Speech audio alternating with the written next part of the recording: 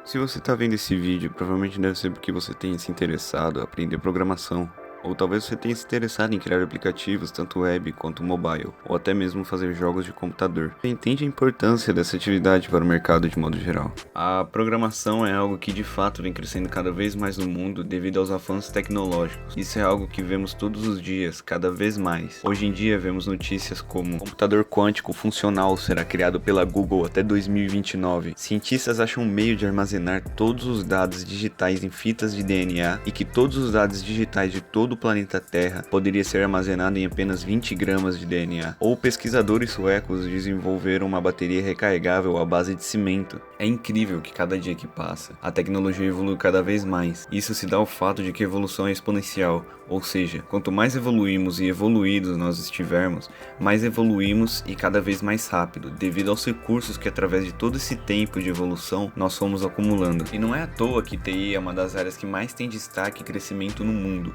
Dentro dessa área você pode estudar desenvolvimento web, que consiste na criação, design e marketing de um site, segurança da informação, desenvolvimento mobile, engenharia de software, administrador de banco de dados, especialista em cloud computing, desenvolvimento de jogos, ciência de dados e muitos outros que, se eu for citar nesse vídeo aqui, provavelmente a duração seria de dias ou até mais. E é por isso que, pelo menos eu particularmente, gosto dessa área. O leque de oportunidades e áreas dentro desse universo de tecnologia da informação que nos fazem ter essa diversidade. Estudar tecnologia da informação é algo relativamente fácil. Muitos pensam que você tem que ser um gênio da matemática ou que deve saber como mexer em computadores logo antes de mesmo começar a estudar. E isso não se passa de apenas mentiras. É claro que em programação nós utilizamos muita lógica e matemática, mas não significa que você precisa ter um conhecimento extremamente avançado nisso. Em programação existe uma coisa chamada algoritmo, que seria uma sequência de regras, raciocínios ou operações que, aplicados a um número finito de dados, nos permite solucionar problemas.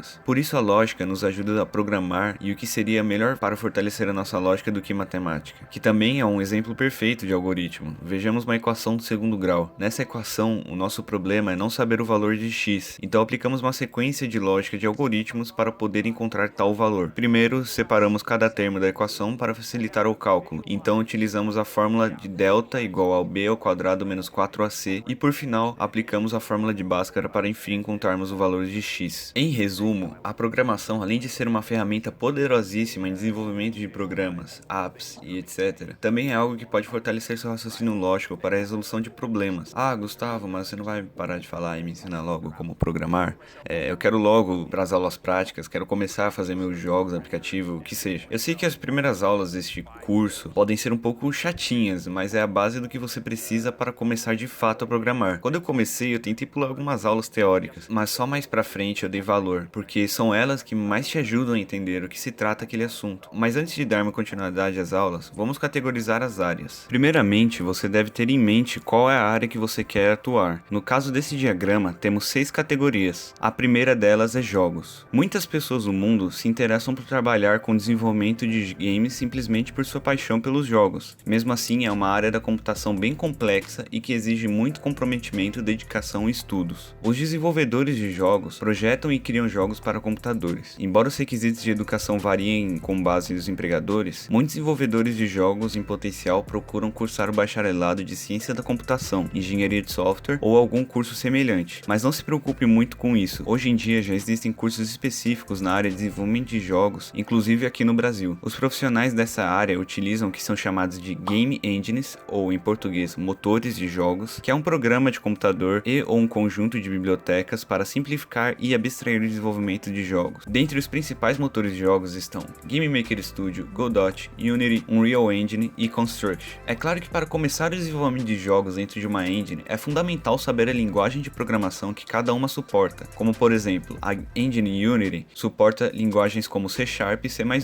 Já o Game Maker Studio suporta apenas o Delphi, então é fundamental saber as linguagens necessárias de acordo com a engine escolhida. Presente no campo científico desde os anos 40, a inteligência artificial é um conceito amplo que envolve a pesquisa e o estudo de formas de simular o intelecto humano em máquinas ou programas de computador. Apesar de a definição, a princípio, causar uma sensação de ficção científica, já existem diversas aplicações envolvendo a tecnologia. Sabe quando você abre a Netflix e o serviço de streaming mostra séries e filmes que parecem ser feitos para você? Ou quando o Spotify mostra a playlist de descobertas da semana, feitas com base nas músicas mais ouvidas na sua conta? Tudo isso é resultado da aplicação de algoritmos de inteligência artificial. Tanto a Netflix quanto o Spotify utilizam não apenas fórmulas matemáticas que se alimentam de informações pessoais e do histórico de navegação, o que você viu ou ouviu, por quanto tempo e etc., para oferecer conteúdos cada vez melhores e mais adequados ao gosto de cada um. Como isso acontece? Graças aos algoritmos. Ter uma bagagem de programação também é essencial para entrar neste segmento. Especialistas recomendam o conhecimento de linguagens como Python, C ou C++